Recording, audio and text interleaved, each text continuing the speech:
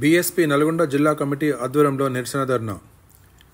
కేంద్ర మంత్రి అమిత్ షా పార్లమెంట్లో డాక్టర్ బిఆర్ అంబేద్కర్ను అవమానపరుస్తూ చేసిన వ్యాఖ్యలను ఖండిస్తూ బహుజన్ సమాజ్ పార్టీ అధినేత్రి మాయావతి ఆదేశాల మేరకు ఈరోజు దేశవ్యాప్తంగా అన్ని జిల్లా కేంద్రాల్లో నిరసన ధర్నా కార్యక్రమాలు నిర్వహించడంలో భాగంగా నల్గొండ జిల్లా కేంద్రంలో నిరసన ధర్నా నిర్వహించినట్టు జిల్లా అధ్యక్షులు మామిడి సైదులు తెలిపారు.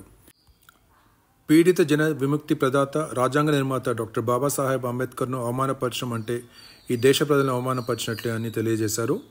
ఈ కార్యక్రమంలో ముఖ్య అతిథిగా రాష్ట్ర కార్యదర్శి బొడ్డు కిరణ్ పాల్గొని మాట్లాడుతూ అమిత్ షాపై వెంటనే ఎస్సీ/ఎస్టీ అట్రాసిటీ కేసు నమోదు చేయాలని, అలాగే అమిత్ షా తన మంత్రి పదవికి రాజీనామా చేయాలని డిమాండ్ చేశారు. జిల్లా ఇన్ఛార్జ్ కాన్షిరామ్ మాట్లాడుతూ అమిత్ షా క్షమాపణలు చెప్పేదాకా నిరసన కార్యక్రమాలు కొనసాగుతూనే ఉంటాయని తెలియజేశారు.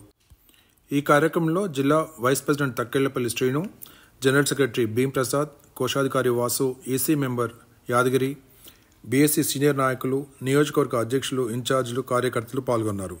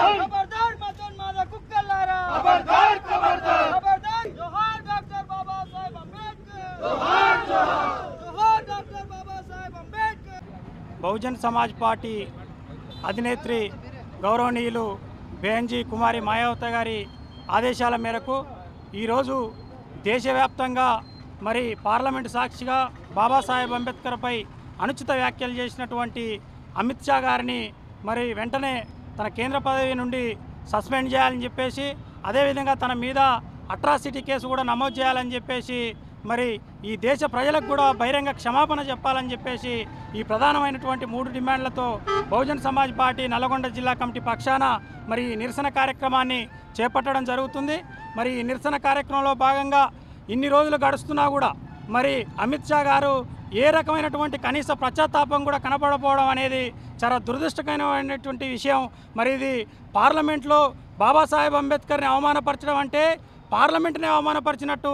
ఎందుకంటే ఈ పార్లమెంటు బాబాసాహెబ్ అంబేద్కర్ చేతిరాత నుండి ఏర్పడ్డది కాబట్టి ఈ వ్యవస్థని అవమానించినట్టు, ఈ పార్లమెంటరీ వ్యవస్థనే అవమానించినట్టు అని చెప్పేసి నల్గొండ జిల్లా అధ్యక్షునిగా మరి మేము ఈ డిమాండ్ చేస్తున్నాం.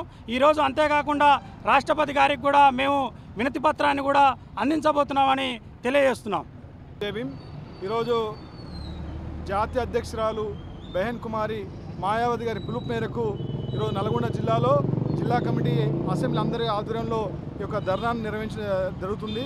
మరీ ముఖ్యంగా అంబేద్కర్ గారి పైన అనుచితమైనటువంటి వ్యాఖ్యానం చేసినటువంటి అమిత్ షా గారు మాకు బహిరంగ క్షమాపణ చెప్పాలని చెప్పి కూడా ఈ డిమాండ్ మేము ఈ సందర్భంగా చేస్తున్నాం. చాలా స్పష్టంగా చెప్తున్నాం. ఈరోజు ఈ దేశంలో 33.5 కోట్ల దేవతలు ఉన్నారు, దేవుళ్ళు ఉన్నారు, కానీ ఈ బహుజనుల సంఖ్యలో ఎవ్వరు కూడా తెంచలేదు. బాబాసాహెబ్ అంబేద్కర్ గారు మాత్రమే బహుజనుల యొక్క సంఖ్యలను రాజ్యాంగం ద్వారా తెంచడం జరిగింది.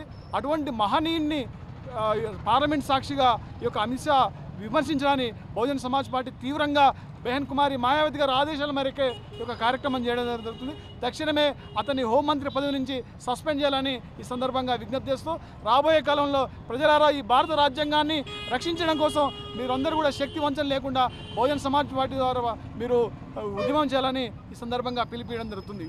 జై భీమ్, జై భారత్, జై బీఎస్పీ. మాయావతి గారి నాయకత్వాన్ని బలపరుస్తూ 2000 సంవత్సరాల పైచిలుకు నుంచి భారత రాజ్యాంగం కాకుండా అలౌకిక మనువాద రాజ్యాంగాన్ని అమలు చేయడం కోసం అమిత్ షా గారు నిండు సభలో పార్లమెంట్లో అయినటువంటి ఆయన మాటలు అదే పైసూచిక అని చెప్పేసి నేను ఉద్దేశపూర్వకంగా చెప్తా ఉన్నాను. కావున బీజేపీ, కాంగ్రెస్, సిపిఎం, సిపిఐ పార్టీలో ఉన్నటువంటి బీసీ, ఎస్సీ, ఎస్టీ, మైనార్టీలకు అండగా ఉన్నటువంటి బహుజన్ సమాజ్ పార్టీ రక్షిస్తున్నటువంటి భారత రాజ్యాంగాన్ని కాపాడుకోవాల్సిన సమయం ఆసన్నమైందని చెప్పేసి మరోసారి తెలియజేసుకుంటా ఉన్నాను. కాంగ్రెస్ పార్టీ తాచుపాము, బీజేపీ పార్టీ నాగుపాము, అదే సిపిఎం, సిపిఐ పార్టీ పచ్చగడ్డిలో పచ్చపాము అని చెప్పేసి తెలియజేసుకుంటున్నాను. ప్రజలారా, నా బీఎస్పీ పార్టీలో ఉన్నటువంటి బీసీ, ఎస్సీ, ఎస్టీ వర్గాల కోసమే బీఎస్పీ పార్టీ పనిచేస్తూ ఉంది. కావున ఖచ్చితంగా ఆయన అమిత్ షా గారు కేంద్ర హోంశాఖ మంత్రి అయినటువంటి వ్యక్తిని ఖచ్చితంగా ఆయన హోంమంత్రి చేసింది భారత రాజ్యాంగమే. ఆయనను హోంమంత్రి చేయడానికి పూనుకున్నటువంటి ప్రధాని చేసినటువంటి భారత రాజ్యాంగమే. కాబట్టి తక్షణమే పార్లమెంటు సాక్షిగా 140 కోట్ల జనాభా సాక్షిగా ఖచ్చితంగా క్షమాపణ చెప్పాలి. చెప్పనట్లయితే వెన్నులో వణుకు పుట్టే విధంగా దేశంలో ఖచ్చితంగా మరో అగ్గి కురుస్తుందని చెప్పేసి కూడా మరోసారి ముక్తఖండంతో తెలియజేసుకుంటా ఉన్నాను. జై భీమ్, జై భారత్, జై బీఎస్పీ.